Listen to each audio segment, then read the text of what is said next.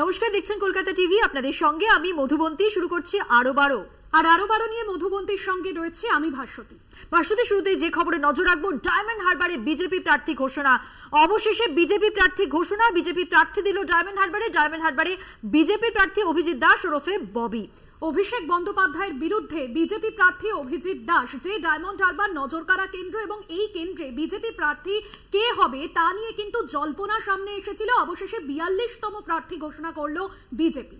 একদমই। এবং ডায়মন্ড হারবারে কে প্রার্থী হবে, অভিষেক বন্দ্যোপাধ্যায়ের বিপক্ষে কে দাঁড়াবে, এই নিয়ে কিন্তু জল্পনা একেবারে তুঙ্গে ছিল। 1 জুন আমরা জানি ডায়মন্ড হারবার লোকসভা কেন্দ্রে ভোট গ্রহণ, এবং তার আগে শেষ অবধি অনেকটাই প্রতীক্ষা করিয়ে বলা যেতে পারে তার অবসান ঘটালো বিজেপি প্রার্থী অভিজিৎ দাস, যিনি অভিষেক বন্দ্যোপাধ্যায়ের বিপক্ষে দাঁড়াচ্ছেন লোকসভা নির্বাচনে। ডায়মন্ড হারবারে বিজেপি প্রার্থী অভিজিৎ দাস। 1 জুন ডায়মন্ড হারবারে ভোট রয়েছে। 42তম প্রার্থী ঘোষণা করলো গেরুয়া শিবির। ডায়মন্ড হারবারের তৃণমূলের সর্বভারতীয় সাধারণ সম্পাদক অভিষেকের বিরুদ্ধে প্রার্থী দিল বিজেপি। বিস্তারিত জানবো, আমাদের সঙ্গে রয়েছেন আমাদের প্রতিনিধি দুর্গা দাস বন্দ্যোপাধ্যায়। দুর্গা দাস, অভিজিৎ দাস ওরফে ববি, তাকে প্রার্থী করার পিছনে কোন কোন বিষয়গুলো মূলত কাজ করছে, কি মাথায় রেখে বিজেপি অভিজিৎ দাসকে ডায়মন্ড হারবারে বিশেষ করে অভিষেক বন্দ্যোপাধ্যায়ের বিপক্ষে দাঁড় করালো? দেখো, তোমাকে বলে রাখি যে এই অভিজিৎ দাস এলাকার মানুষ যাকে ববি বলে চেনে, দীর্ঘদিন ধরে তিনি কিন্তু এই ডায়মন্ড হারবার এবং তৎসংলগ্ন অঞ্চলে ভারতীয় জনতা পার্টির হয়ে সাংগঠনিক কাজ করে আসছেন এবং দক্ষ সংগঠক হিসাবে কিন্তু এলাকায় পরিচিত। মানুষের কাছে কিন্তু তিনি সৎ এবং কাছের মানুষ বলেও পরিচিত।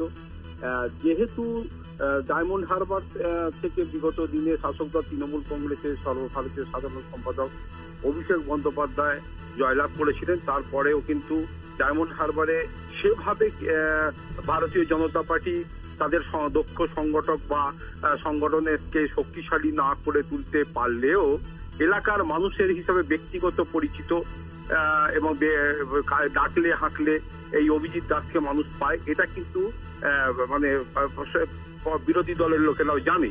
ফলে এই বিষয়টাকে শেষ পর্যন্ত মান্যতা দিয়ে অভিজিৎ দাসকে প্রার্থী করার সিদ্ধান্ত নিয়েছে বিজেপি বলেই কিন্তু দলীয় সূত্রে জানা গিয়েছে। যদিও অভিজিৎ দাস দক্ষ সংগঠক হওয়া সত্ত্বেও বিগত কয়েক বছর ধরে তাকে কিন্তু খুব বড় সড়ো কোনো নেতৃত্বের পদে তাকে রাখা হয়নি।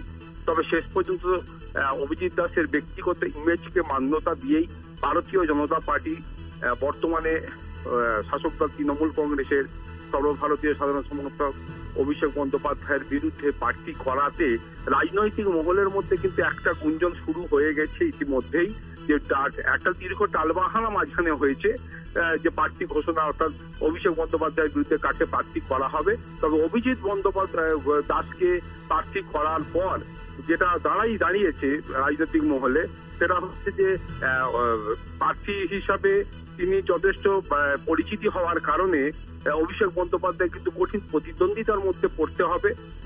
রেজাল্ট শেষ পর্যন্ত কি হবে সেটা মানুষ জানে, মানুষ কাকে ভোট দেবে না দেবে, কিন্তু কঠিন প্রতিদ্বন্দ্বিতার মধ্যে যে অভিষেক বন্দ্যোপাধ্যায়কে পড়তে হবে এটা কিন্তু মেনে নিচ্ছে রাজনৈতিক মহল। ধন্যবাদ দুর্গা দাস। কথা বললাম আমাদের প্রতিনিধি দুর্গা দাস বন্দ্যোপাধ্যায়ের সঙ্গে। জানিয়ে রাখি, ডায়মন্ড হারবারে বিজেপি প্রার্থী ঘোষণা হয়েছে। ডায়মন্ড হারবারে বিজেপি প্রার্থী অভিজিৎ দাস ওরফে ববি, অভিষেক বন্দ্যোপাধ্যায়ের বিরুদ্ধে অবশেষে প্রার্থী ঘোষণা বিজেপির। অভিজিৎ দাস, তাকে প্রার্থী করল বিজেপি।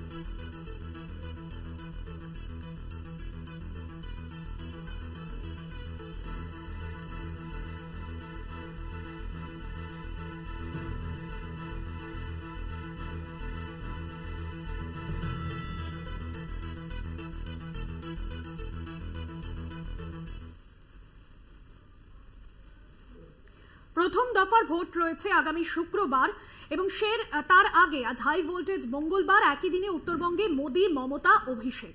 জানিয়ে রাখি, নরেন্দ্র মোদী তার জোড়া সভা বালুরঘাট, রায়গঞ্জে, সেদিকে যেমন নজর থাকছে। ময়নাগুড়ি, সেখানে মমতা বন্দ্যোপাধ্যায়ের জনসভা। শিলিগুড়িতে তার পদযাত্রা, সেদিকেও নজর। অভিষেক বন্দ্যোপাধ্যায়ের জোড়া প্রচার কর্মসূচি রয়েছে উত্তরবঙ্গে।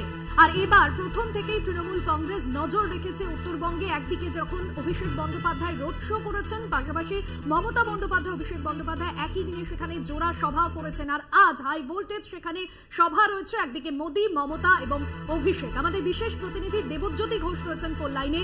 দেবজ্যোতি, তৃণমূল কংগ্রেসের নজরের শুরু থেকেই ছিল উত্তরবঙ্গ এবং উত্তরবঙ্গের 3 কেন্দ্রে ভোট রয়েছে 19শে এপ্রিল, আর তার আগে আজ হাই ভোল্টেজ মঙ্গলবার। আজ প্রচার কর্মসূচি কতটা সারা রয়েছে তৃণমূল কর্মী সমর্থক? অন্যদিকে মোদী আসছেন আবারও বঙ্গে। সব মিলিয়ে কি খবর রয়েছে, কি কি কর্মসূচি রয়েছে আজ? তৃণমূল কংগ্রেসের যে 3টি আসনে 19 তারিখ নির্বাচন আছে তাতে অতিরিক্ত গুরুত্ব তারা দিচ্ছেন। আজকে মমতা বন্দ্যোপাধ্যায় যেমন জোড়া কর্মসূচি করবেন, তেমনি অভিষেক বন্দ্যোপাধ্যায়ের জোড়া কর্মসূচি রয়েছে। অভিষেক বন্দ্যোপাধ্যায় আলিপুরদুয়ারের প্রার্থীর সমর্থনে প্রচার করবেন। অন্যদিকে তৃণমূল নেত্রী মমতা বন্দ্যোপাধ্যায় জলপাইগুড়ি লোকসভা আসনের প্রচার করবেন। অর্থাৎ মমতা বন্দ্যোপাধ্যায় যেমন একটি জনসভা করবেন এবং একটি রোড শো করবেন, তেমনি অভিষেক বন্দ্যোপাধ্যায় একটি রোড শো এবং একটি জনসভা করবেন। অন্যদিকে দেখো, বালুরঘাটে আজকে প্রধানমন্ত্রীর জনসভা রয়েছে। তৃণমূল কংগ্রেসের পক্ষ থেকে উত্তরবঙ্গের যে 7টি আসন, সেই 7টি আসনকে তারা বিশেষভাবে গুরুত্ব দিচ্ছেন। কারণ তৃণমূল কংগ্রেস গতবার যে 19 সালে নির্বাচন হয়েছিল সেখানে চূড়ান্ত পরাজিত হয়েছিল। এই উত্তরবঙ্গের 7টি আসনই তাদের হাতছাড়া হয়েছিল। সেই জায়গাতে তৃণমূল কংগ্রেস আজকের শেষ দফায় প্রচার তারা করছেন এবং শেষ মুহূর্তে দলীয় কর্মসূচি তৃণমূল নেত্রী আজকে ঘোষণা করবেন এবং অভিষেক বন্দ্যোপাধ্যায় ঘোষণা করবেন। এবং তৃণমূল কংগ্রেসের যে লক্ষণ, যেভাবে প্রচারে তাদের সাড়া পাওয়া গেছে, ভোট বাক্সে তার প্রতিফলন যদি হয়, তাহলে তৃণমূল কংগ্রেসের পক্ষ থেকে যে দাবি, তারা উত্তরবঙ্গের আসনগুলি পুনরুদ্ধার করতে পারবেন। সেই দিক থেকে অভিষেক বন্দ্যোপাধ্যায়ের জোড়া কর্মসূচির পাশাপাশি মমতা বন্দ্যোপাধ্যায়ের জোড়া কর্মসূচি অত্যন্ত গুরুত্বপূর্ণ। এবং তোমাকে বলে রাখি, আজকে কিন্তু বালুরঘাটেও কিন্তু আজকে প্রধানমন্ত্রী সভা রয়েছে, সেখানে সুকান্ত মজুমদারের সমর্থনে তারা সভা করবেন। অর্থাৎ মোদীর যে জোড়া কর্মসূচি রয়েছে বালুরঘাট এবং রায়গঞ্জে, সেখানেও যেমন তারা সভা করছেন, তেমনি তৃণমূল নেত্রী মমতা বন্দ্যোপাধ্যায় ময়নাগুড়িতে সভা করবেন, শিলিগুড়িতে তিনি একটি রোড শো করবেন। অভিষেকের জোড়া প্রচার কর্মসূচি রয়েছে উত্তরবঙ্গে, কারণ উত্তরবঙ্গ তৃণমূল কংগ্রেসের কাছে অত্যন্ত গুরুত্বপূর্ণ। এবং মঙ্গলবার তৃণমূল কংগ্রেসের পক্ষ থেকে প্রথম সারি নেতৃত্বদের প্রচার কর্মসূচি শেষ হতে পারে বলে আমরা মমতা বন্দ্যোপাধ্যায়, অভিষেক বন্দ্যোপাধ্যায় মোদীর সভার দিকে আমাদের নজর থাকবে। আপাতত ধন্যবাদ জানাবো তোমাকে।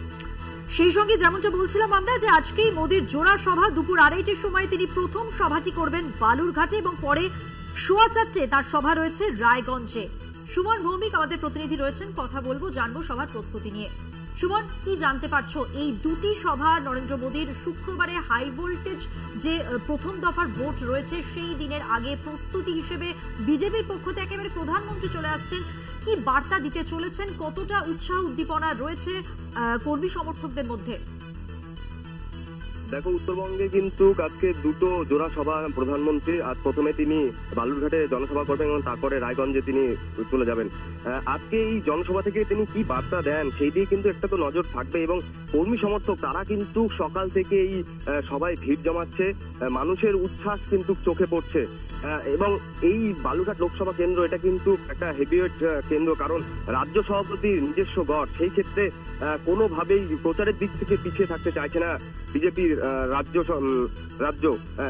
সেই কারণে কিন্তু দেখো, একের পর এক হেভিওয়েট নেতারা কিন্তু এই লোকসভা কেন্দ্রে প্রচারে আসছেন। এর আগে কিন্তু অমিত শাহ, স্বরাষ্ট্রমন্ত্রী, তিনি প্রচার করে গেছেন। আজ নরেন্দ্র মোদী আসছেন এবং আগামীতে বিভিন্ন দলেরও কিন্তু এখানে কর্মসূচি রয়েছে। আগামী 18 তারিখ এখানে কিন্তু মুখ্যমন্ত্রীও আসছেন টিএমসির হয়ে প্রচারে করতে। তো বলা যেতে পারে যে উত্তরবঙ্গের মধ্যে কিন্তু খুব চর্চিত এই বালুরঘাট লোকসভা কেন্দ্র। এবং যেহেতু এটা বিজেপি রাজ্য সভাপতি সুকান্ত মজুমদারের নিজস্ব গড়, তো সেই কারণে কিন্তু কোনো দিক থেকে প্রচারের দিক থেকে পিছিয়ে থাকতে চাইছে না বিজেপি। একদমই ধন্যবাদ সুমন। কথা বললাম আমাদের প্রতিনিধি সুমন ভৌমিকের সঙ্গে। প্রথম দফা ভোট গ্রহণের আগে উত্তরবঙ্গে আবার জনসভা করতে আসছেন প্রধানমন্ত্রী নরেন্দ্র মোদী। আজ দুপুর 2:30টায় জানিয়ে রাখি বালুরঘাটে এবং পরে 4:15 রায়গঞ্জে প্রচার সভা রয়েছে তার। রায়গঞ্জ আসনে গতবার জিতেছিলেন দেবশ্রী চৌধুরী, তাকে কেন্দ্রের মন্ত্রীও করা হয় এবং এবার এই কেন্দ্রে প্রার্থী বদল করেছে বিজেপি। দেবশ্রীকে দক্ষিণ কলকাতা আসনে সরিয়ে এখানে কার্তিক পালকে টিকিট দিয়েছে তারা এবং আজ তারই সমর্থনে প্রচার করবেন মোদী। পাশাপাশি বালুরঘাট, সেখানে বিজেপি প্রার্থী তথা দলের রাজ্য সভাপতি সুকান্ত মজুমদারের হয়ে প্রচার প্রধানমন্ত্রী।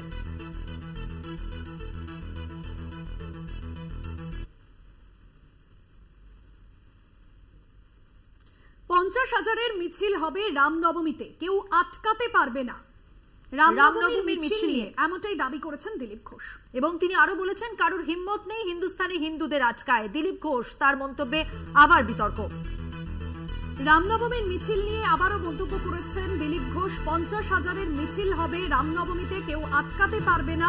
রামনবমীর মিছিল নিয়ে এমনই দাবি দিলীপ ঘোষের, কারো হিম্মত নেই হিন্দুস্তানে হিন্দুদের আটকায়।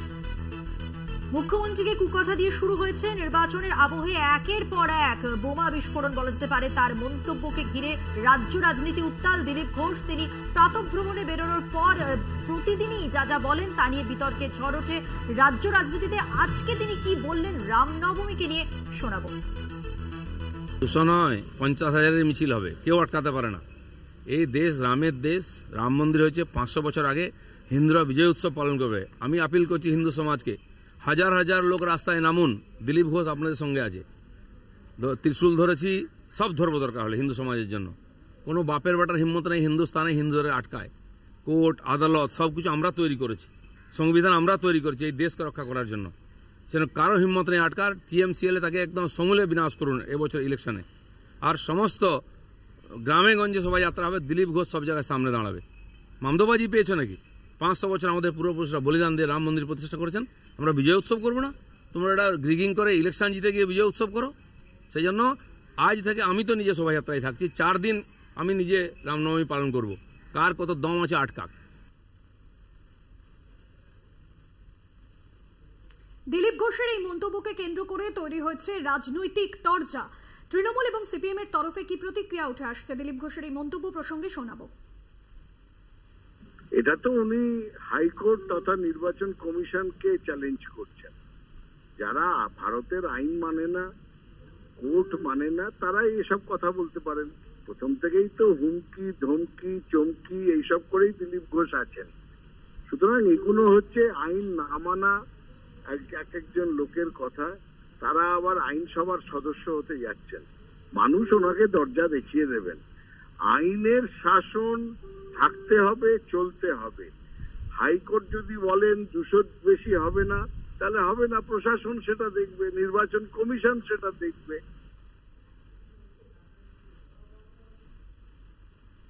দিলীপ ঘোষ যদি কোর্টের নির্দেশ না মানেন, সেটা দেখাটা প্রশাসনের দায়িত্ব। কিন্তু প্রশাসন, তাদের সঙ্গে তো বিজেপির সেটিং আছে। আরএসএস এবং বিজেপি তারা তো পরস্পরের সঙ্গে সম্পৃক্ত। আর রামনবমীর মিছিল মানে তো আরএসএস এর মিছিল। সুতরাং এ নিয়ে আমাদের মন্তব্য করার কিছু নেই। মিছিল করবেন, ভালো মিছিল করুন।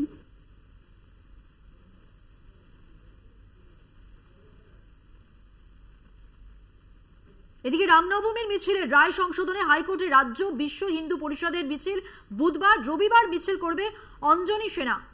বুধবারই 2টি মিছিল করার রায় চেয়ে আবেদন রাজ্যে। একদমই। এবং রামনবমীর মিছিল নিয়ে যেটা জানা যাচ্ছে যে মিছিলের রায় সংশোধনে হাইকোর্টে বিশ্ব হিন্দু পরিষদের মিছিল বুধবার, রবিবার মিছিল করবে অঞ্জনী সেনা। বুধবারই 2টি মিছিল করার রায় চেয়ে আবেদন রাজ্যের।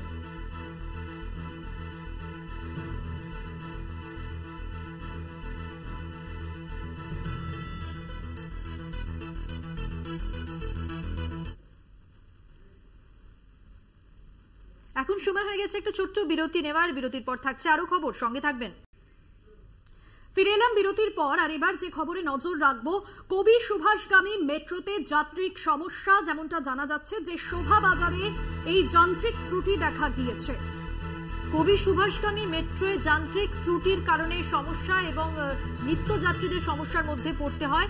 শোভাবাজার মেট্রো স্টেশনে যান্ত্রিক ত্রুটির কারণে মেট্রো চলাচলে সমস্যা দেখা দিয়েছে।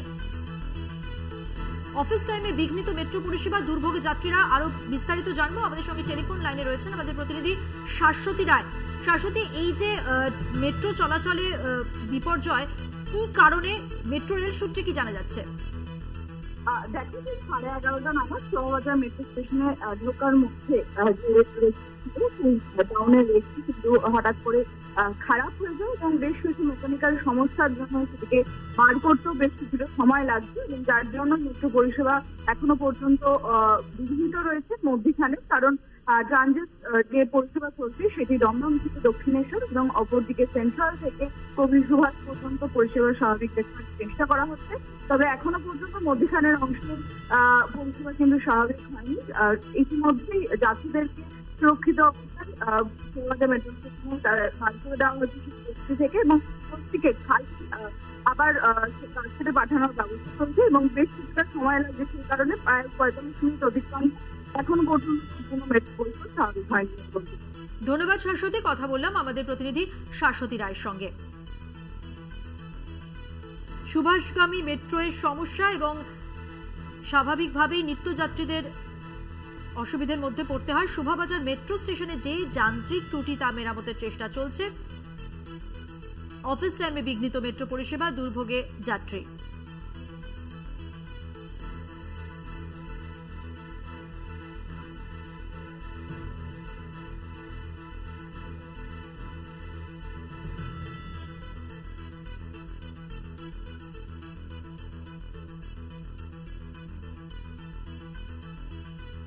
শোভাবাজার মেট্রো স্টেশনে যান্ত্রিক ত্রুটির কারণে মেট্রো পরিষেবা বিঘ্নিত হয়। স্বাভাবিকভাবেই যাত্রী দুর্ভোগের ছবি। অফিস টাইমে বিঘ্নিত পরিষেবা, ত্রুটি মেরামতের কাজ চলছে। কবি সুভাষগামী মেট্রোর সমস্যা, শোভাবাজার স্টেশনে যান্ত্রিক ত্রুটি।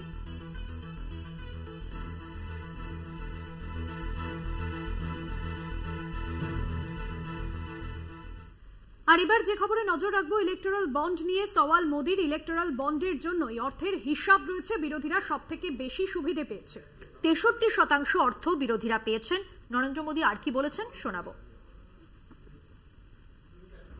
इलेक्टोरल बॉन्ड न होते तो किस व्यवस्था में ताकत है को ढूंढ के निकालते कि पैसा कहां से आया और कहां गया।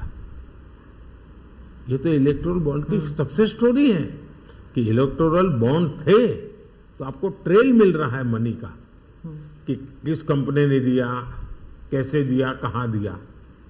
अब उसमें अच्छा हुआ बुरा हुआ वो विवाद का विषय हो सकता है, इसकी चर्चा हो। मुझे जो चिंता है वो, मैं ये कभी नहीं कहता हूं निर्णय में कोई कमी नहीं होती है। निर्णय तो चर्चा कर सीखते हैं, सुधारते हैं।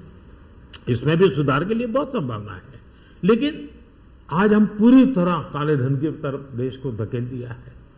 और इसलिए मैं कहता हूं सब लोग पछताएंगे, जब बाद में ईमानदारी से सोचेंगे सब लोग पछताएंगे। अब देखिए इलेक्टोरल बॉन्ड का भी विशेषता देखिए कैसा झूठ चल रहा है। कुल देश में 3000 कंपनियों ने इलेक्टोरल बॉन्ड दिए हैं।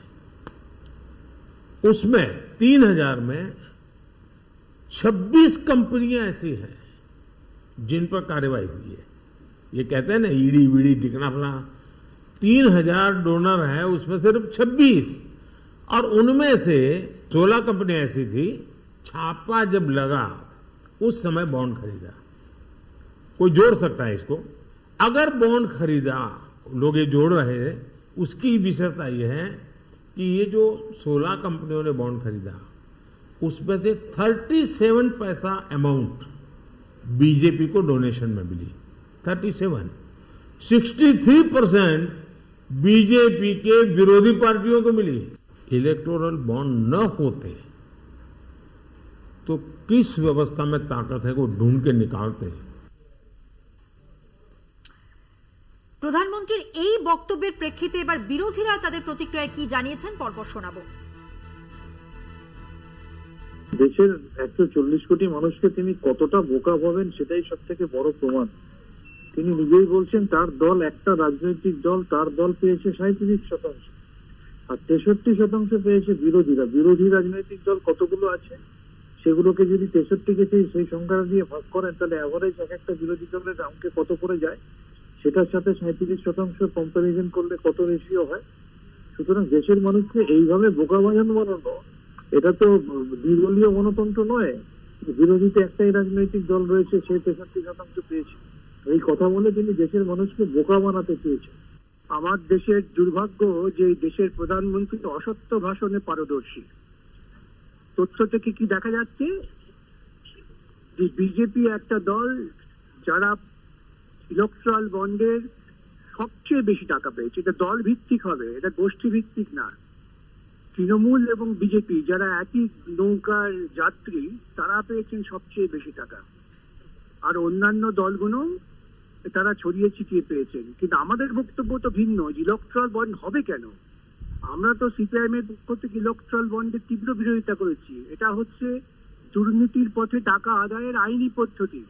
প্রধানমন্ত্রী যে কথা বলেছেন সেটা দেশবাসীর কাছে ভুল তথ্য দিয়েছেন। তার কারণ হচ্ছে এই যে উনি বলেছেন বিজেপি পেয়েছে 36% বাতে, আর অন্য বিরোধীরা পেয়েছে 63%। কিন্তু তিনি একথা একবারও বলেননি বিজু জনতা দল এবং যে সমস্ত পার্টিরা তার সঙ্গে আছে তারা কত পার্সেন্ট পেয়েছে সেটা অ্যাড করলে যে বিজেপি বিরোধী দলের যে সংখ্যা, বিজেপি বিরোধী রাজনৈতিক দলগুলো যে বন্ডের সুবিধা পেয়েছে তার থেকে বিজেপি এবং বিজেপি প্লাস অ্যালাইড পার্টি যারা, তাদের পরিসংখ্যানটা আরো অনেক অনেক বেশি। সেই জন্য আমি বলতে চাইছি যে বিজেপি যে টাকাটা পেয়েছে ইলেকট্রাল বন্ডে, সেটা প্লাস বিজেপি সহযোগী দল দুটোকে যোগ করলে পরে সমস্ত বিরোধী দলের থেকে অনেক বেশি পেয়েছেন তারা। এইটা তিনি ভারতবাসীকে তিনি ভুল তথ্য দিয়ে ভুল বোঝাবার চেষ্টা করেছেন। সনাতন ধর্ম নিয়ে কংগ্রেসের এত বিদ্বেষ কেন? সনাতন ধর্ম নিয়ে প্রশ্ন নরেন্দ্র মোদীর। ইন্দিরা গান্ধী রুদ্রাক্ষের মালা পরতেন, সনাতন ধর্মের বিরুদ্ধে ঘৃণা ছড়াচ্ছে কংগ্রেস। আর কি বললেন দেখুন। जो कांग्रेस जहां इंदिरा गांधी जी गले में माला खुलेआम पहन करके घूमती थी, रुद्राक्ष माला जो, हाँ, रुद्राक्ष माला पहन करके घूमती थी इंदिरा जी। सवाल कांग्रेस को पूछना चाहिए कि तुम्हारी क्या मजबूरी है कि सनातन के खिलाफ इतना जहर उगलने वाले लोगों के साथ तुम क्यों बैठे हो भाई? क्या तुम्हारी राजनीति अधूरी रह जाएगी क्या? ये कौन सी कांग्रेस की सोच विकृति आ रही है? कांग्रेस में ही चिंता का विषय है। डीएमके का तो जन्म शायद इस नफरत में पैदा हुआ होगा और धीरे धीरे वो नफरत का खेल भी उनका लोग स्वीकार करने नहीं लगे हैं और इसलिए वो नए नए तौर तरीके अपना करके बोल रहे हैं। प्रश्न उनका नहीं है, प्रश्न कांग्रेस जैसी पार्टी का है। রাম মন্দির নিয়ে সরব মোদী, রাম মন্দির নিয়ে কংগ্রেসকে নিশানা করলেন নরেন্দ্র মোদী। ভারত ভাগের সময় এই সমস্যার সমাধান হতে পারত, ভোট ব্যাংকের হাতিয়ার করে তোলা হয়েছে। আর কি বলেছেন নরেন্দ্র মোদী শোনাবো। किसने किया और इसको आज की घटनाओं से मत, जब हमारा जन्म भी नहीं हुआ था, हमारी पार्टी पैदा भी नहीं हुई थी, उस समय अदालत में मामला निपटाया जा सकता था, समस्या का समाधान हो सकता था। भारत विभाजन हुआ तो विभाजन के समय ये तय कर सकते थे चलो भाई इतनी इतनी चीजें ऐसा कर लो, वो नहीं किया गया। क्यों? कि एक ऐसा हथियार हाथ में है जो हथियार वोट बैंक पॉलिटिक्स के लिए मजबूती का एक दांव है, इसलिए उसको पकड़ के रखा गया और बार बार उसको भड़काया गया। अब जब ये अदालत के अंदर मामला चल रहा था, अदालत में अभी जजमेंट ना आए वहां तक कोशिश की गई। न्यायिक प्रक्रिया से होना चाहिए तो हमारा संविधान हमें कहता है और सरकार की तो जिम्मेवारी है, लेकिन उसमें भी अड़ंगे डालना ये क्यों? क्योंकि उनके लिए ये राजनीतिक हथियार था ऐसे लोगों के लिए। और देखिए राम मंदिर का, ऐसे लोग हैं राम मंदिर कर रहे हैं तुम्हें मार देंगे, ऐसा करके वोट बैंक बनाने का एक तरीका था। अब हुआ क्या, राम मंदिर बन गया तो उनके हाथ से वो मुद्दा ही चला गया। अब वो किसी को डरा नहीं पा रहे हैं राम मंदिर आ जाएगा, आ गया, कुछ नहीं हुआ, आग नहीं लगी। আরো ভারতের সময় আরো একটা বিরতি নেবার, ফিরে আসছি বিরতির পর, সঙ্গে থাকুন। এবারে অভিষেক বন্দ্যোপাধ্যায়ের আজকের যে প্রচার কর্মসূচি আছে সেদিকে নজর রাখবো। জোড়াসভা, কোচবিহার এবং আলিপুরদুয়ারে। শুরুতেই কোচবিহারে নির্বাচনী প্রচারে অভিষেক বন্দ্যোপাধ্যায়, অবশ্যই সেই প্রস্তুতির ছবি আপনাদের সামনে তুলে ধরবো। উত্তরবঙ্গে জোড়া কর্মসূচি রয়েছে। কোচবিহারের তৃণমূল প্রার্থী জগদীশ রায় বাসুনিয়ার হয়ে প্রচার করবেন তিনি। কোচবিহারে গত শনিবারই কোচবিহারের সীতাইতে রোড শো করেছিলেন অভিষেক বন্দ্যোপাধ্যায় এবং সেই সময় জনপ্লাবন দেখা গিয়েছিল তৃণমূল কর্মী সমর্থকদের মধ্যে। সকাল থেকে আলাদা উচ্ছ্বাস উদ্দীপনা, কারণ আগামী 19শে এপ্রিল ভোট রয়েছে আর তার আগে কোচবিহার আলিপুরদুয়ারে আজ জনসভা অভিষেকের। অনুপম সাহা আমাদের প্রতিনিধি সরাসরি রয়েছেন আমাদের সঙ্গে কোচবিহার থেকে। অনুপম, সকাল থেকেই কর্মী সমর্থকরা আসছেন, 19শে এপ্রিল ভোট, তার আগে অভিষেক বন্দ্যোপাধ্যায়ের জনসভা থেকে আজ কি বার্তা দিতে চলেছেন তৃণমূলের সেকেন্ড ইন কমান্ড, এই মুহূর্তে কি ছবি সেখানকার? দেখো, তৃণমূল কংগ্রেসের কিন্তু মূল লক্ষ্য কোচবিহার। এই কোচবিহারে আগামী 19শে এপ্রিল প্রথম দফায়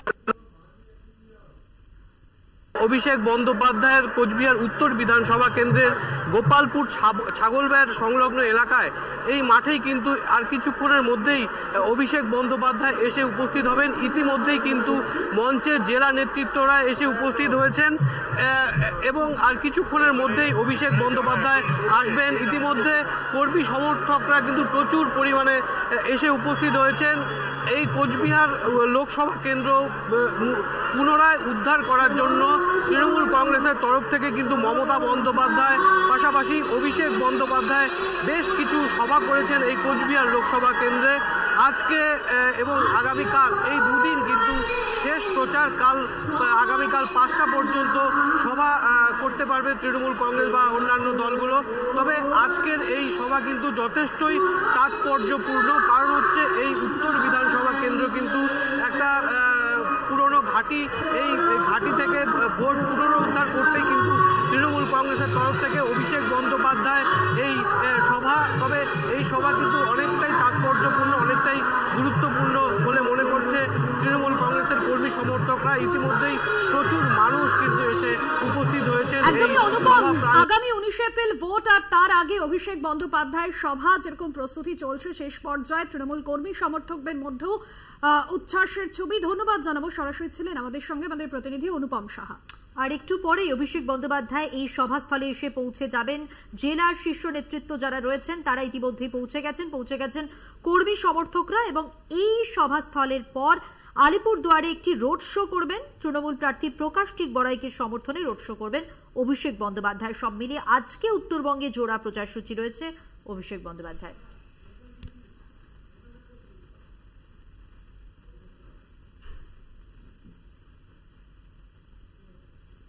চোখ রাখবো আবহাওয়ার খবরে। তাপপ্রবাহ নিয়ে সতর্কতা নবান্নের, দক্ষিণবঙ্গের একাধিক জেলায় তাপপ্রবাহের সতর্কতা। জরুরি ভিত্তিতে বৈঠক ডাকলেন মুখ্য সচিব। জল সংকটের মোকাবিলা কিভাবে হবে তা নিয়ে এই বৈঠকে জেলা শাসকদের উপস্থিতি থাকতে নির্দেশ দেওয়া হয়েছে, উপস্থিত থাকার জন্য, এবং জল সমস্যা মেটাতে ট্যাঙ্কার পাঠানো হয়েছে বেশ কিছু জায়গায়। পুরুলিয়া, বাঁকুড়া, ঝাড়গ্রামে জল সংকটের অভিযোগ এসেছে, এমনটাই খবর রয়েছে নবান্ন সূত্রে।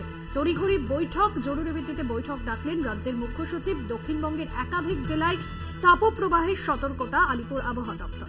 এবং এই বৈঠকে মূলত জেলা শাসকদের উপস্থিত থাকার কথাই নির্দেশ দেওয়া হয়েছে। জরুরি ভিত্তিতে এই বৈঠক, একাধিক জেলায় যেহেতু তাপপ্রবাহ, তাই তার সতর্কতার কারণেই কিন্তু জরুরি ভিত্তিতে এই বৈঠক ডাকলেন মুখ্য সচিব। জল সংকটের মোকাবিলা কিভাবে হবে, কিভাবে করা হবে তার প্রস্তুতির জন্যই এই বৈঠক। সমস্ত জেলার জেলা শাসকদের থাকতে নির্দেশ দেওয়া হয়েছে। জল সমস্যা মেটাতে ট্যাঙ্কার পাঠানো হয়েছে বেশ কিছু জায়গায়। পুরুলিয়া, বাঁকুড়া, ঝাড়গ্রামে জল সংকটের অভিযোগ সামনে এসেছে।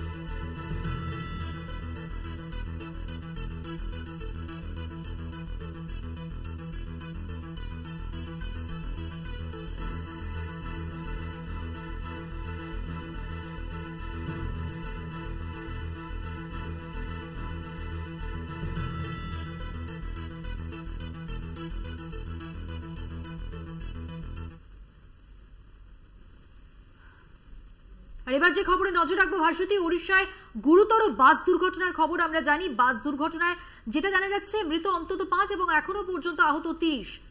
ওড়িশার জাজপুরে বাসটি ব্রিজ থেকে পড়ে যায়। বাসটি আপনাদের জানিয়ে রাখবো, রাজ্যের দমকল মন্ত্রী সুজিত বসু ইতিমধ্যেই ঘটনাস্থলে যাচ্ছেন। সোমবার রাতে পুরী থেকে কলকাতা আসার পথেই দুর্ঘটনা ঘটে। ওড়িশা যাচ্ছেন রাজ্যের দমকল মন্ত্রী সুজিত বসু, পরিস্থিতি খতিয়ে দেখবেন। এবং আমাদের রাজ্যের পূর্ব মেদিনীপুরের 4 জন এই ঘটনায় নিহত হয়েছেন।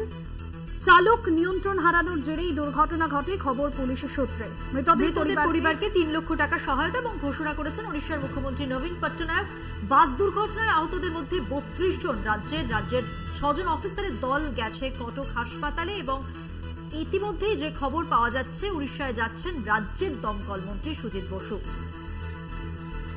পরিস্থিতি সামাল দিতে ওড়িশার যাজপুরে দুর্ঘটনাস্থলের দিকেই যাচ্ছেন রাজ্যের দমকল মন্ত্রী সুজিত বসু এবং রাজ্য সরকারের তরফ থেকে দুর্ঘটনাস্থলে গিয়ে উদ্ধার কার্য সামলাবেন তিনি। দুর্ঘটনাস্থল পরিদর্শনে যাচ্ছেন দমকল মন্ত্রী এবং এখনো পর্যন্ত যা জানা যাচ্ছে যে তিনি পৌঁছচ্ছেন। পাশাপাশি প্রশাসনের তরফ থেকে জানানো হয়েছে দুর্ঘটনায় বাসের যারা আহত যাত্রী তাদের চিকিৎসার ব্যবস্থা যেমন প্রশাসনের পক্ষ থেকে করা হয়েছে, তার মধ্যে 32 জন যাদের বাড়ি বাংলায়। সব মিলিয়ে পরিদর্শনে দমকল মন্ত্রী যাচ্ছেন সুজিত বসু। জানবো আরো বিস্তারিত, আমাদের সঙ্গে রয়েছেন আমাদের প্রতিনিধি সুমন শিকদার। সুমন, আর কি খবর রয়েছে? সোমবার রাতে কিন্তু যাজপুরের পুরী থেকে পশ্চিমবঙ্গ আসার যে একটি যাত্রী বোঝাই বাস বরাবতী সেতুর নিচে যে পড়ে যায়, সেই বাসটিতে প্রায় 50 জন যাত্রী ছিল। এমন এই দুর্ঘটনায় একাধিক যাত্রী আহত হয়েছেন এবং 5 জনের মৃত্যু পর্যন্ত হয়েছে। সেক্ষেত্রে দেখা গেল এদিনে রাজ্যের তরফ থেকে মুখ্যমন্ত্রী নির্দেশে রাজ্যের দমকল মন্ত্রী সুজিত বসু এই নিহত এবং আহত তাদের পরিবারের পাশে থাকার জন্যই কিন্তু এই দুপুরের বিমানে কলকাতা থেকে উড়িষ্যার উদ্দেশ্যে উড়ে গেলে রাজ্যের দমকল মন্ত্রী সুজিত বসু। ধন্যবাদ সুমন, কথা বললাম আমাদের প্রতিনিধি সুমন শিকদারের সঙ্গে। মৃতদের মধ্যে 3 জন রাজ্যের বলে জানা যাচ্ছে। 5টি ক্রিটিক্যাল কেয়ার অ্যাম্বুলেন্স ও বাস পাঠানো হয় রাজ্য থেকে এবং যেমনটা একটু আগে আমাদের প্রতিনিধি সুমন শিকদার জানিয়ে দিলেন, দমকল মন্ত্রী ওড়িশায় যাচ্ছেন সুজিত বসু।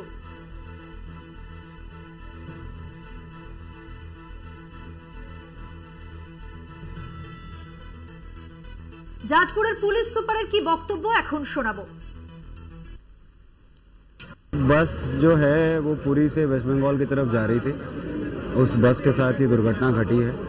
अनुमान किया जा रहा है कि बस में 42 से 43 यात्री थे।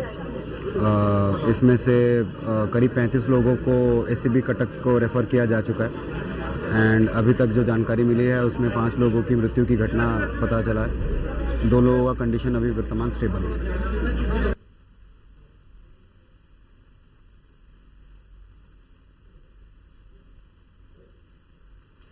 অন্যান্য আরো খবর নিয়ে ফিরে আসছি বিরতির পর, সঙ্গে থাকুন।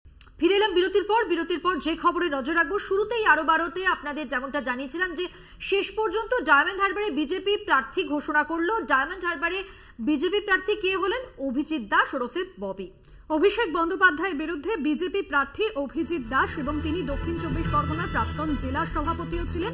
দল তার উপরেই ভরসা রেখেছে, স্থানীয় নেতৃত্বের কাঁধে ভর করেই ডায়মন্ড হারবার আসনের দিকে লক্ষ্য রেখেছে গেরুয়া শিবির। অভিষেক বন্দ্যোপাধ্যায়ের বিরুদ্ধে বিজেপি প্রার্থী অভিজিৎ দাস 1 জুন ডায়মন্ড হারবার লোকসভা কেন্দ্রে ভোট গ্রহণ। তার আগে জল্পনার অবসান ঘটিয়ে ডায়মন্ড হারবারে তৃণমূলের সর্বভারতীয় সাধারণ সম্পাদক অভিষেকের বিরুদ্ধে প্রার্থী দিল বিজেপি। অভিষেকের বিরুদ্ধে লোকসভা ভোটে লড়তে নামছেন বিজেপির অভিজিৎ দাস ওরফে ববি। আর এই নিয়ে 42তম এবং সর্বশেষ প্রার্থীর নাম ঘোষণা করল বিজেপি।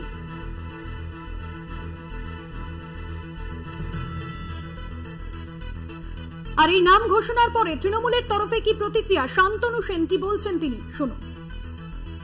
বিজেপির জনজন সভায় 42টা আসনে তৃণমূল কংগ্রেস প্রার্থী দেওয়ার পর ভারতবর্ষ তথা পৃথিবীর সর্ববৃহৎ রাজনৈতিক দল সারা ভারতবর্ষ ছেড়ে দিন এই বাংলায় 42টা আসনে প্রার্থী দিতে পারেনি। অভিষেক বন্দ্যোপাধ্যায়ের বিরুদ্ধে দূরবীন দিয়ে তারা প্রার্থী খুঁজে বেড়াচ্ছিল। অনেকেই বড় বড় কথা বলে মাঠ থেকে পালিয়ে গেছেন। আর এখন যাকে প্রার্থী করা হলো সেই প্রার্থী করার মধ্যে দিয়ে বিজেপি নির্বাচনের আগেই 4 জুনের ফলাফল ঘোষণার আগেই 5 লক্ষ ভোটে পরাজয় সুনিশ্চিত করলো। অবশেষে জল্পনার অবসান। ডায়মন্ড হারবারে তৃণমূলের সর্বভারতীয় সাধারণ সম্পাদকের বিরুদ্ধে প্রার্থী দিয়েছে বিজেপি। অভিজিৎ দাস ওরফে ববি। এই নিয়ে 42তম এবং সর্বশেষ প্রার্থীর নাম ঘোষণা করা হলো বিজেপির পক্ষ থেকে। ডায়মন্ড হারবারে বিজেপির প্রার্থী অভিজিৎ দাস। বঙ্গ রাজনীতিতে অভিজিৎ দাস সেভাবে পরিচিত না হলেও দক্ষিণ 24 পরগনার রাজনীতিতে চেনা মুখ তিনি। দক্ষিণ 24 পরগনার বিজেপির জেলা সভাপতিও ছিলেন তিনি। 2014 সালে অভিষেকের বিরুদ্ধে লড়েছিলেন তিনি, তবে জয় থেকে সে বছর অনেক দূরে ছিলেন অভিষেক বন্দ্যোপাধ্যায়। সেখানে 5 লক্ষের বেশি ভোটে জয় পেয়েছিলেন। দীর্ঘ টানাপোড়েনের পর অবশেষে ডায়মন্ড হারবারে বিজেপি প্রার্থী দিল অভিজিৎ দাস। প্রার্থী অভিষেক বন্দ্যোপাধ্যায়ের বিরুদ্ধে লড়বেন অভিজিৎ দাস। জল্পনার অবসান ঘটিয়ে এই প্রার্থী ঘোষণা বিজেপির, তাই তো ভাস্বতী? অবশেষে জল্পনার অবসান। ডায়মন্ড হারবারে তৃণমূলের সর্বভারতীয় সাধারণ সম্পাদক অভিষেক বন্দ্যোপাধ্যায়ের বিরুদ্ধে প্রার্থী দিল বিজেপি। অভিষেকের বিরুদ্ধে লোকসভা ভোটে লড়তে নামছেন বিজেপির অভিজিৎ দাস ওরফে ববি। এই নিয়ে আসন্ন লোকসভা নির্বাচনে 42তম এবং সর্বশেষ প্রার্থীর নাম ঘোষণা করল বিজেপি।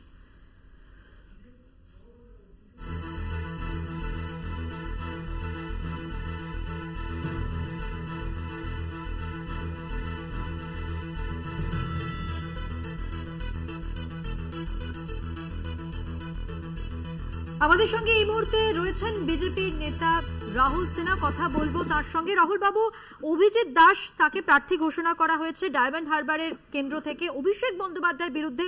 তিনি কতটা শক্তিশালী হতে চলেছেন বলে আপনারা মনে করছেন? অবশ্যই তাকে যোগ্য মনে করেই আপনারা প্রার্থী ঘোষণা করেছেন। তার নাম হিসেবে স্থানীয় প্রার্থী আছে।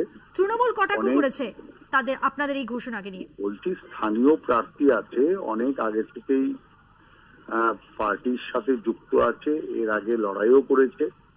সেই সময় তো ভোট লুট হয়ে গেছে, যার জন্য কিছু হতে পারেনি।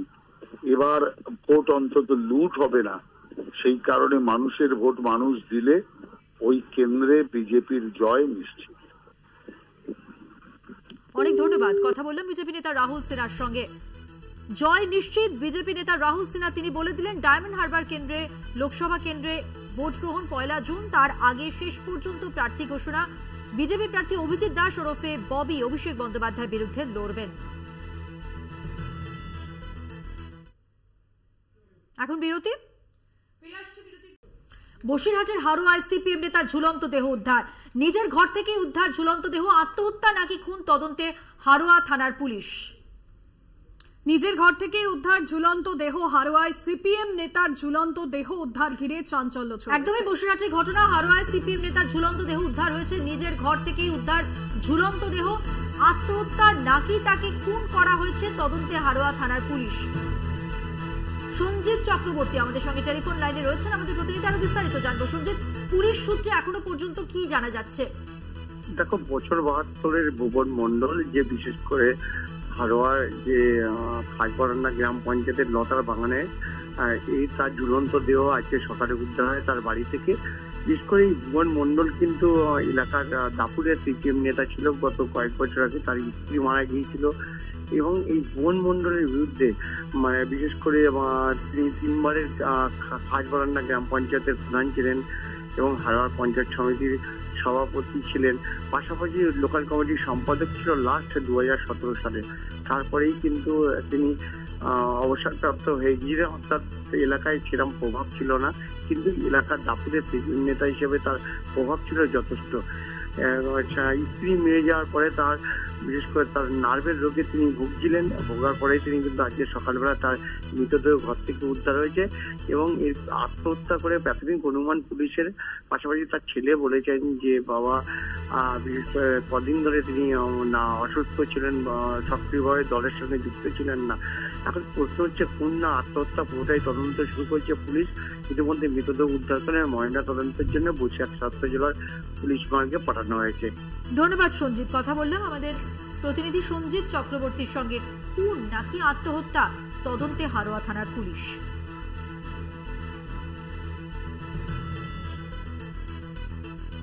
হারোয়া থানার পুলিশ তদন্ত করছে। নিজের ঘর থেকে উদ্ধার ঝুলন্ত দেহ।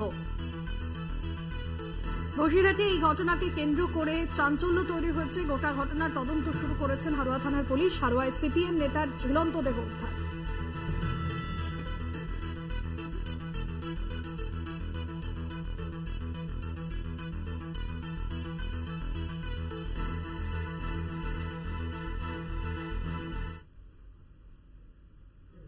নির্বাচনী প্রচারে মুখ্যমন্ত্রী মমতা বন্দ্যোপাধ্যায় সরাসরি চলে যাব জলপাইগুড়িতে।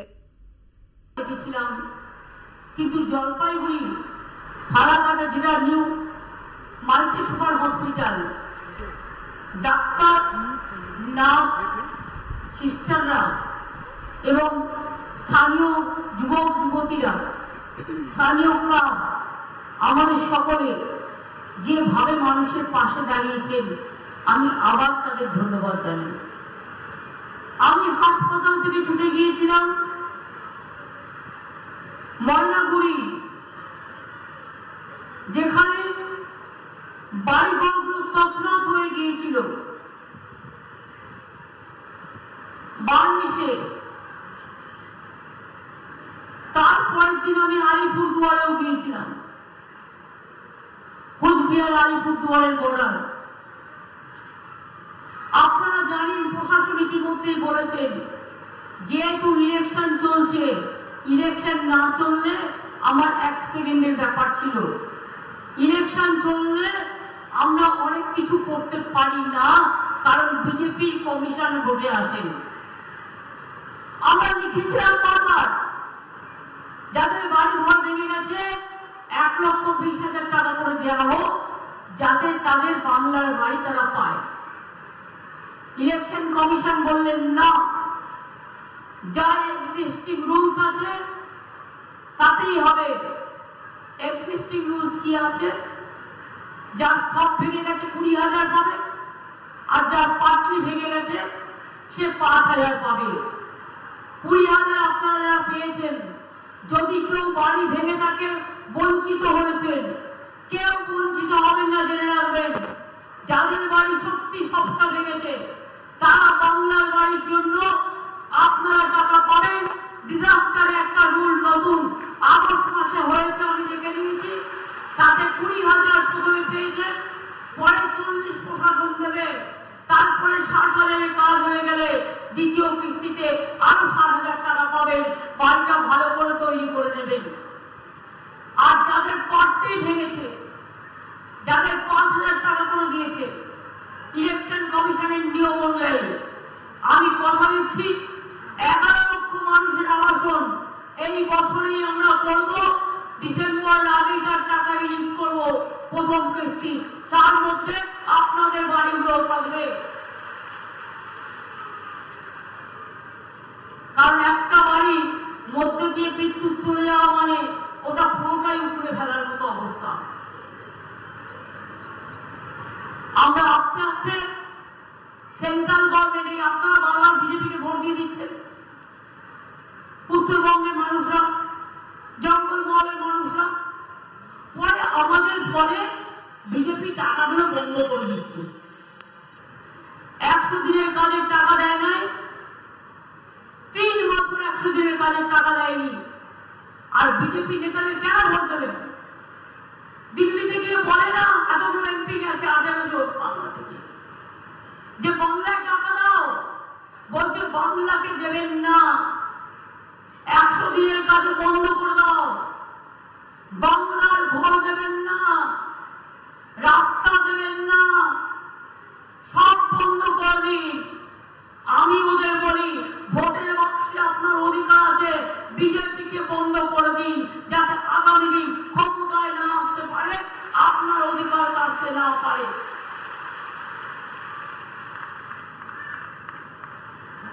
কথায় কথায় বলছে কাজ নেই। সবচেয়ে বড় ছোড়াকে কারা? বিজেপিতে কারা যাচ্ছে?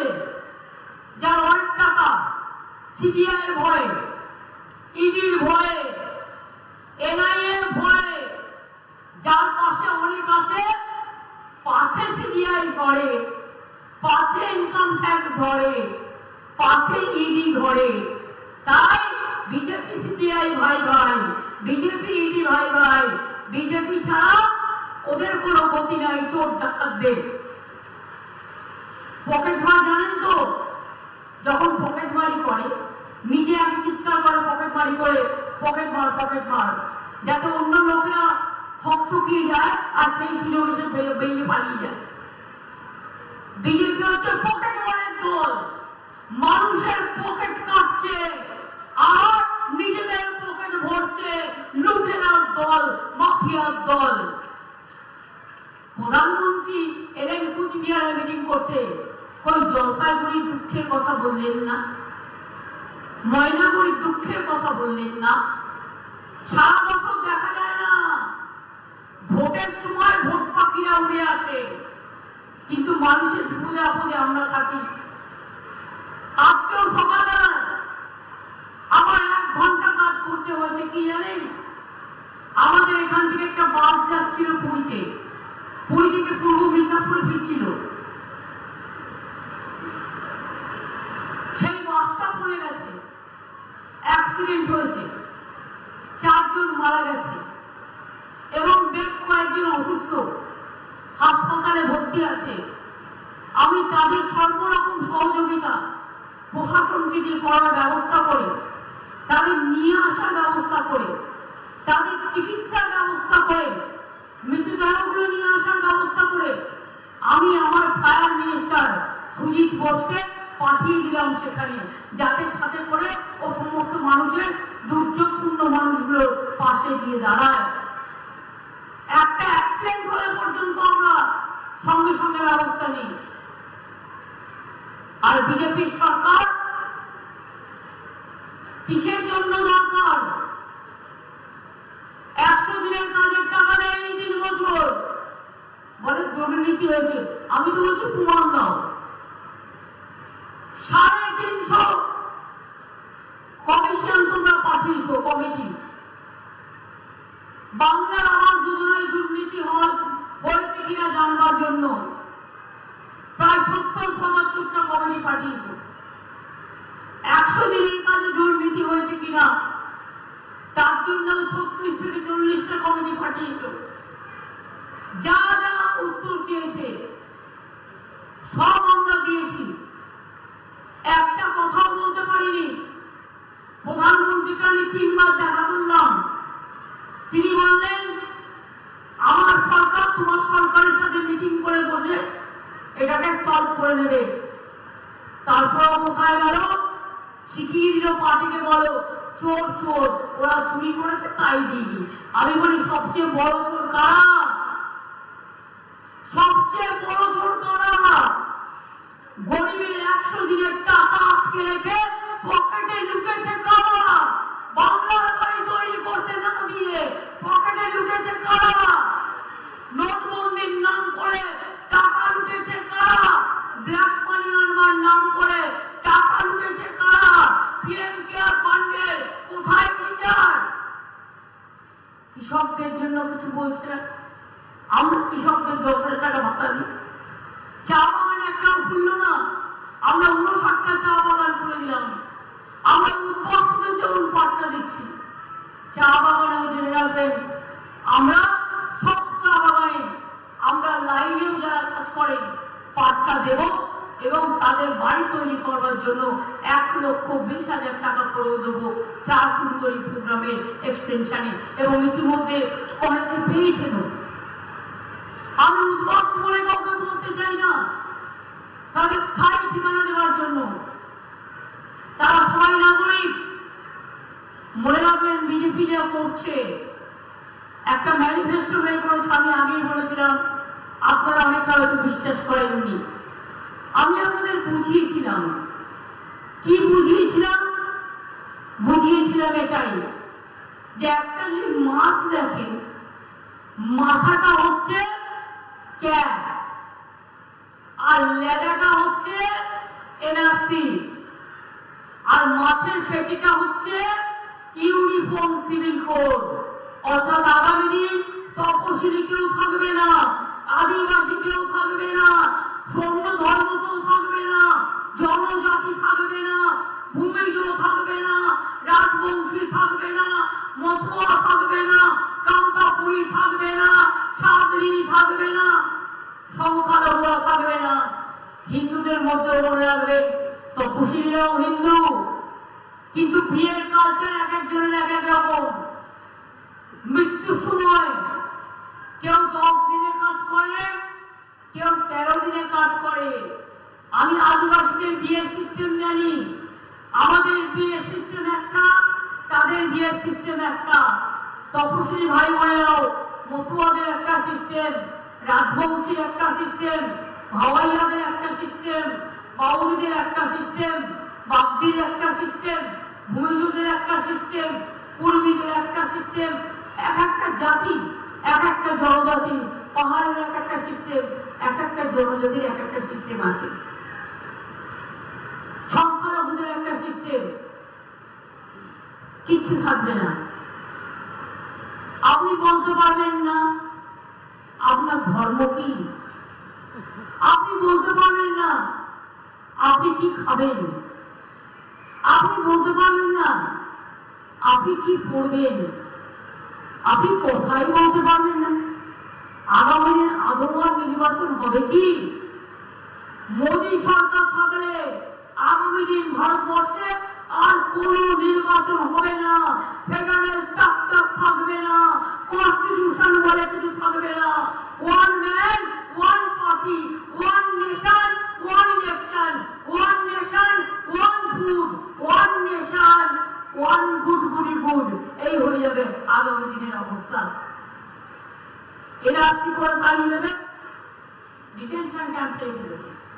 আসামে দেখেননি, আমি কালকে আসামে যাব, আমাদের 4টে সিটে লড়ছি আমরা। 19 লক্ষ হিন্দুর নাম বাদ দিয়েছিল, হিন্দু বাঙালির নাম। আমরা তখন লড়াই করেছিলাম। আমি পরিষ্কার বলি, আমরা থাকতে এনআরসি করতে দেব না, ক্যাব করতে দেব না, ইউনিফর্ম সিভিল কোড করতে দেব না। শুনুন, বাংলায় কোনো জোট নেই, তৃণমূল কংগ্রেসই হচ্ছে ইন্ডিয়ান অ্যালায়েন্সের সাথে আছে দিল্লিতে, কিন্তু বাংলায় আমরা একা লড়ছি বিজেপির বিরুদ্ধে। কারণ সিপিএম এখানে বিজেপি করে, কংগ্রেস এখানে বিজেপি করে, তৃণমূলের ভোট কাটবার জন্য বিজেপি দালালি করে।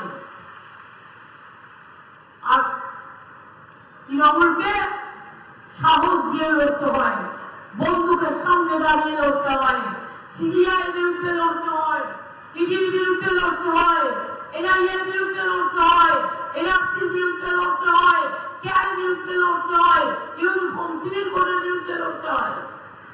বাংলাকে বঞ্চনা করে তার বিরুদ্ধে লড়তে হয়। তাই আমি বলে রাখি, জেনে রাখবেন, মা লক্ষ্মীরা আমার, আম্মারা আমার, মাদাররা আমার। যাদের 60 বছর বয়স হয়ে গেছে, 6 লক্ষ মহিলা এবছরে লক্ষ্মীর ভান্ডার থেকে বঞ্চিত হতেন, কিন্তু আমরা বাজেটেই বলে দিয়েছি 60 বছর বয়স কেন, সারা জীবন লক্ষ্মীর ভান্ডার করেন। 6 লক্ষ যারা বাদ দিয়েছিল তাদেরও ঢুকিয়ে দেওয়া হয়েছে। আমার প্রায় 1,13,00,000 লক্ষ্মীর ভান্ডার, মা লক্ষ্মীরা আছেন। কন্যাশ্রী কত আছে? প্রায় 1 কোটি। শিক্ষাশ্রী কত আছে? প্রায় 85 লাখের মতো। তপশিলি ছাত্রছাত্রী, আদিবাসী ছাত্রছাত্রী। আমার লোকপ্রসার শিল্পী কত আছে? 2 লক্ষ। আমার স্মার্ট কার্ড পায় কারা? যারা ক্লাস 12 ক্লাসে ওঠে সবাই পায়। আগামী বছর থেকে 11 ক্লাসে দেবো, কারণ 12 ক্লাসে পেলে লাভ হয় না।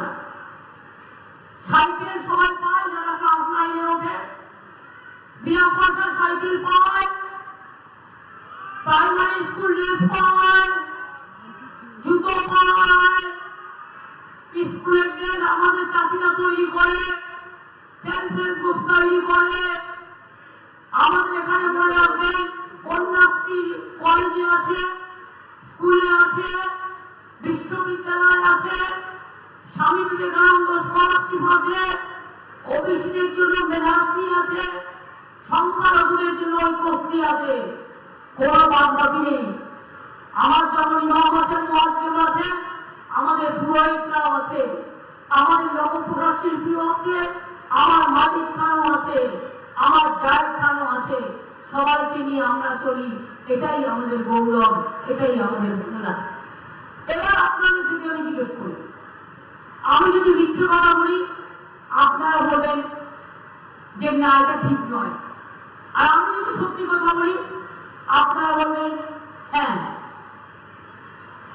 নাম্বার 1, আমার মতো উত্তরবঙ্গে আর কেউ অস্ত্র হবে? যে কোনো ঘটনায় আমি মানুষকে জিজ্ঞেস করছি, মা বোনেরা বলুন, ভাই বোনেরা বলুন,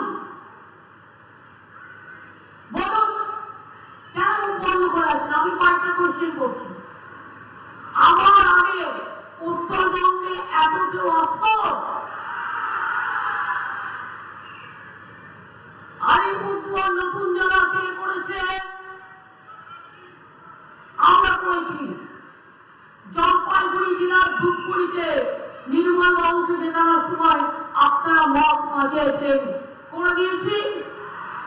ওটা 100 বেডের হাসপাতাল হবে, ডাক্তার ছিল আরো 3 জন ডাক্তার পাঠিয়ে দিয়েছি অলরেডি, আস্তে আস্তে পাঠাবো। বাংলার নতুন লোক হয়েছে, কান্তি হয়েছে, জলপাইগুড়ি মহিলা পুলিশ স্টেশন হয়েছে, জলপাইগুড়ি বিশ্ব ক্রীড়াঙ্গন হয়েছে, জলপাইগুড়িতে উত্তর কন্যা স্টেট সেক্রেটারিয়েট হয়েছে, পঞ্চানন বর্মা বিশ্ববিদ্যালয় কুচবিহারে হয়েছে, চিরায় রাজবংশী আমাদের বিশেষ করে রাজবংশী ভাষা একাডেমি কালচারাল কমিটি হয়েছে। এখানে অতুল্লার ভাই আছে, আমি জিজ্ঞেস করুন, কামতাপুরি ভাষা একাডেমি হয়েছে। এই ভাষাগুলোকে আমরা স্বীকৃতি দিয়েছি, 200 রাজবংশী স্কুল তৈরি করে দিয়েছি, সাথীও বলেছি সিনেমার করে গেলে ওটাও করে দেবো। আপনারা বলুন তো কোনটা করা হয়নি? ভোরের আলো কোথায় এলো? জলপাইগুড়িতে আলো নিয়ে এলো। বেঙ্গল সাফারি কোথায় এলো? জলপাইগুড়িতে, শিলিগুড়ি জলপাইগুড়ির বর্ডার। জলপাইগুড়িতে সার্কিট বেঞ্চ আমরা করে দিলাম। জলপাইগুড়িতে সার্কিট বেঞ্চ থেকে শুরু করে বিশ্ব বাংলা ক্রীড়াঙ্গন থেকে শুরু করে ভোরের আলো থেকে শুরু করে মেডিকেল কলেজ থেকে শুরু করে বিশ্ববিদ্যালয় থেকে শুরু করে কি করিনি আমরা? বলুন তো কোনটা বাকি আছে? এমনকি কুচবিহারে বলেছিল নারায়ণী সেনা করে দিতে, সেটা পর্যন্ত আমরা করে দিয়েছি। জগতের মন্দিরের কথা আমাকে বলেছিল, আমি নিজে 5 কোটি টাকা দিয়েছি, দরকার হলে আর দেবো, কিন্তু ওরা ভালো থাক, সব সচিব করে দিয়েছি আমরা। এখানে পুড়ে গিয়েছিল দেবী চৌধুরানীর মন্দির, আমি গৌতম দেবকে পাঠিয়েছিলাম সঙ্গে সঙ্গে, যাও এবং ওটাকে ভালো করে তৈরি করে দাও। এরকম অনেক কাজ আছে, মাথায় রাখবেন। আমি নিজে এসে আদিবাসীদের মেয়েদের বিয়ে, অনেক মেয়েকে একসাথে বিয়ের ব্যবস্থাও করে দিয়েছিলাম। কি আমি যে কথাগুলো বললাম ঠিক না ভুল? এগুলো হয়েছে। এশিয়ার বড় রাস্তা হাইওয়ে ভুটান, বাংলাদেশ, নেপাল রাস্তার সাথে যুক্ত হয়েছে। কুচবিহার এয়ারপোর্ট হয়েছে, এটা আমরা করেছি। মালদায় হচ্ছে, বালুরঘাটে হচ্ছে। হাসিমায় জায়গা পেলে জেনারেলদের জন্য ব্যবহার করলে ওটাও আমরা করে দেবো, যদি আমরা পারমিশন পাই। কারণ আমি মনে করি আপনারা আরো সুবিধে পান। কত হোটেল, কত ট্যুরিজম, কত হোমস্টে, চারিদিকে শুধু আলো আর আলো। একদিকে পাহাড়, একদিকে অরণ্য, অন্যদিকে সবুজ। কোথাও কি কিছু বাকি আছে? কি ইয়াং জেনারেশন তোমরা একটু প্রতিবাদের আওয়াজ তুলবে? বিজেপি দেশটাকে বিক্রি করে দিচ্ছে। এই দেশ তোমরা ছিল, দেশটাকে বাঁচাও। ইয়াং জেনারেশন, আমি তোমাদের কাছে অ্যাপিল করছি, please save the country from disaster. जो हमारा नौजवान है, अब देश को बचाओ। मोदी का हक से, अमित शाह के हक से, बीजेपी का लुटेरा का हक से। अब चोर बोलें गली गली में शोर है, बीजेपी चोर है। गली गली में शोर है, वॉशिंग मशीन में चोर है। गली गली में शोर है, वॉशिंग मशीन में चोर है। सीबीआई का साथ मिले हैं, क्यों? गली गली में बीजेपी का चोर। যার যার টাকা তাকে ফোন করে করে বলছে বিজেপি কর, নাহলে ইডি করবে, তাহলে সিবিআই করবে। ইডি সিবিআই অফিসাররা কাউকে কাউকে বলছে বিজেপি করো। একদম শুনবেন না। আগামীকাল 5টা পর্যন্ত প্রচার আছে আপনাদের এই 3টে কনস্টিটিউয়েন্সিতে। আমি বলে যাই বিজেপির প্ল্যান আছে দাঙ্গা করার অনেক জায়গায়। কেউ দয়া করে দাঙ্গাতে পা দেবেন না। সব ধর্মই আমাদের ধর্ম, সব উৎসবই উৎসব আমাদের। বিজেপি এটা নিয়ে বাড়াবাড়ি করে, তার কারণ অনেকদিন আগে 19 তারিখ ইলেকশন বলে 17 তারিখ মানে দাঙ্গা করার প্ল্যান করে রেখে দিয়েছে। আমরা দাঙ্গা চাই না, আমরা শান্তি চাই। ও দাঙ্গা করে ভোট দখল করে নেবে আর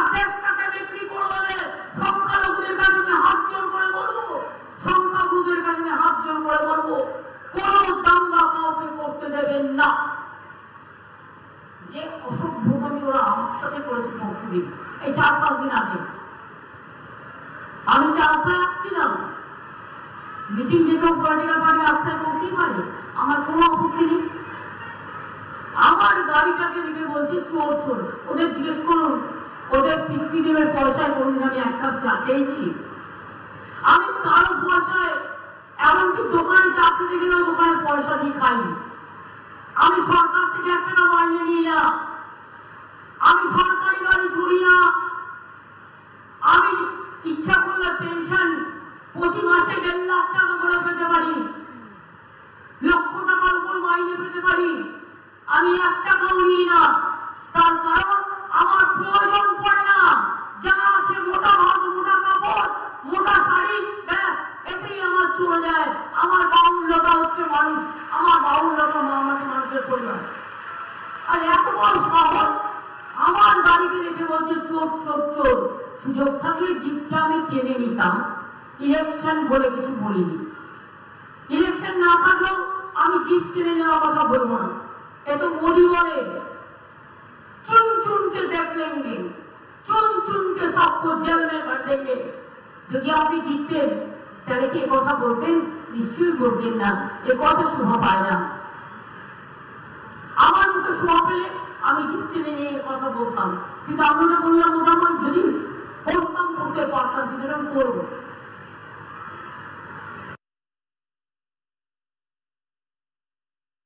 অমিত শাহ কি বলেছে বালুরঘাটে, বেলুরঘাটে কি বলেছে? নামটাই চেঞ্জ করে দিয়েছে। বলেছে উপরে মাথা থাকবে, এই উপরে পা আর মাথায় सबको लेफ्टे देंगे। আমি বললাম लोकतंत्र में जनता तुमको झटके देंगे, तुमको झटका देंगे, तैयार থাকো। শুনুন, এরা যদি জিততো তাহলে এত অত্যাচার, এত গ্রেপ্তার, এত হ্যারাসমেন্ট, এত টাকা ছাড়ানো, এত মিথ্যে কথা, এত কুৎসা, এত অপপ্রচারের পথ নিত না। এরা জিতবে না, এরা 200 পার হবে না, নেমে আসবেন। এবার বিজেপি জিতছেন না। বাংলায় আমরা ফাইট করে জিতবো, তেমনি অন্যান্য রাজ্য, তামিলনাড়ুতে স্ট্যালিনরা জিতলে, পাঞ্জাবে অরবিন্দরা জিতলে, ইউপিতে অখিলেশরা করবে, অন্যান্য যে জায়গায় যে পার্টি আছে শক্তিশালী তারা সেইভাবে করবে। কিন্তু জেনে রাখবেন, বিজেপির খাতা কিন্তু শূন্য হয়ে যাবে। বিজেপির হাল খাতায় 8 নাম্বার উঠবে না, বিজেপির খাতাটা শূন্য হয়ে যাবে। মানুষের পকেট শূন্য করেছো, জিনিসের দাম বাড়িয়েছো, গ্যাসের দাম বাড়িয়েছো, মেডিসিনের দাম বাড়িয়েছো, মানুষের জীবন কেড়ে নিয়েছো, দরিদ্রের উপর অত্যাচার করেছো, মণিপুরে 204 জ্বালিয়েছো, মেয়েদের উলঙ্গ করে ঘুরিয়েছো, আর মিথ্যে কথা বলে সাজানো নাটক করে, মিথ্যে কথা বলে সোশ্যাল মিডিয়ায় কোটি কোটি টাকা খরচ করে টোটাল মিথ্যে ভিডিও বানাচ্ছে। ওগুলোকে বিশ্বাস করবেন না। কোনটা বিশ্বাস করবেন? যেটা চোখে দেখবেন। কোনটা বিশ্বাস করবেন? নিজের মনকে জিজ্ঞেস করবেন। কোনটা বিশ্বাস করবেন? যেটা আপনি পাচ্ছেন সেটা বিশ্বাস করবেন।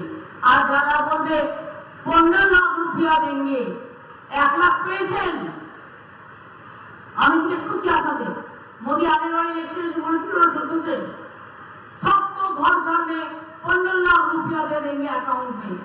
1 लाख পেয়েছে, দিয়েছে, 2 লাখ দিয়েছে। আরে মেয়েদের গলায় কথা নেই কেন? আমি একা বকে যাচ্ছি, আমার মা বোনেরা তো যে রাধেশে ছিল, আমাদের মা বোনেদের মুখ তো শক্তিশালী। 1 লাখ টাকা দিয়েছে, 2 লাখ দিয়েছে, 3 লাখ দিয়েছে, 4 লাখ দিয়েছে, 5 লাখ দিয়েছে, 6 লাখ দিয়েছে, 7 লাখ দিয়েছে, 8 লাখ দিয়েছে, 9 লাখ দিয়েছে, 10 লাখ দিয়েছে। আচ্ছা 15 লাখ ছেড়ে দিলাম, 50,000 টাকা দিয়েছে। তাহলে এত মিথ্যে কেন? তাহলে এত মিথ্যে কথা বলবে? আর আপনারা উত্তরবঙ্গের মানুষ, সহজ সরল মানুষ, ইলেকশনের সময় কাউকে কিছু টাকা দেবে আর কিনে নেবে, এটা হতে দেবেন না। টাকাটা ওদের টাকা নয়, টাকাটা চুরির টাকা, মনে রাখবেন। টাকার কথা আমি বলবো না, টাকা নেওয়া অন্যায়, আমি এটা জানি, এটা আমি বলবো। কিন্তু কে কি টাকা নেবেন না নেবেন কার কাছ থেকে আমি এটা বলতে পারবো না, না নেওয়া উচিত, আমি আমার কথা বলবো। কিন্তু মনে রাখবেন, একটাও ভোট যেন বিজেপিকে দেবেন না। যদি বাঁচতে হয়, যদি দেশ রক্ষা করতে হয়, যদি মানুষকে সাথে রাখতে হয়, তাহলে মনে রাখবেন আমাদের প্রার্থী নির্মল রায়, ডক্টর নির্মল রায়, ইনি মনে রাখবেন 3 মাসের মধ্যে কথা দিয়েছিলেন, ধূপগুড়ি করে দিয়েছেন, হাসপাতাল করে দিয়েছেন, 7 থেকে 100 হাসপাতালও হয়ে যাবে। ময়নাগুড়িতেও আমি বলে গেলাম, জলপাইগুড়িতেও বলে গেলাম, মেকানিকেও বলে গেলাম, মালসকেও বলে গেলাম, চালসাকেও বলে গেলাম, নাগরাকাটাকেও বলে গেলাম, জয়গাঁও থেকে শুরু করে আলিপুরদুয়ার থেকে শুরু করে কুচবিহার থেকে শুরু করে উত্তরবঙ্গের যত জেলায় ভোট আছে আপনাদের বলবো সকাল সকাল ভোট দিন, নিজের ভোট নিজে দিন, জোড়া ফুলে ভোট দিন। ভোট দিচ্ছেন কোনখানে? জোড়া ফুলের মাঝখানে। আমার ভোট আমার ভোট, আপনার ভোট, জোড়া ফুলের সব ভোট। অঙ্গনওয়াড়িদের 1000 টাকা মাইনে আমরা বাড়িয়েছি, এত কষ্টের মধ্যেও। আশাকর্মীদের বাড়িয়েছি, ভিআরপিদের বাড়িয়েছি, সিভিক সাংবাদিক বাড়িয়েছি, গ্রিন পুলিশ বাড়িয়েছি, পঞ্চায়েত কর্মীদের স্বাস্থ্যসাথী কার্ড করে দিয়েছি। স্বাস্থ্যসাথী কার্ড থেকে রেশন বিনা পয়সায় সবটাই মা বোনেরা লক্ষ্মী ভান্ডার থেকে শুরু করে রূপশ্রী থেকে কন্যাশ্রী থেকে শুরু করে সবটাই আপনারা পান। জয় জহর, তপশিলি বন্ধু, আদিবাসী ভাতা থেকে শুরু করে সবকিছুই আপনারা পান। সারিয়া সারনা ধর্মকে স্বীকৃতি সেন্ট্রাল গভর্নমেন্টকে দিতেই হবে।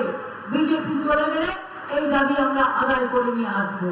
আমি আপনাদের এটুকু বলে সবাইকে বলবো, জয় হিন্দ, বন্দে মাতরম, তৃণমূল কংগ্রেস জিন্দাবাদ। সকাল সকাল ভোট দিন, নিজের ভোট নিজে দিন, জোড়া ফুলে ভোট দিন, বিজেপিকে বিদায় দিন। বিজেপিকে একটি ভোটও দেবেন না। देश के बाँचाते दिन, देश के रक्षा करते दिन, देश को रक्षा कीजिए। अगर रहा गुलशन तो जोड़ा फूल खिलेंगे, और रहा जिंदगी तो फिर मिलेंगे और बीजेपी को देश से हटाएंगे। ये हमारा वादा है, ये हमारा अंगीकार है, ये हमारा कामयाबी है। सवाल मने रखबेन, साल पड़ोसी का तमन्ना आज हमारा दिल में है।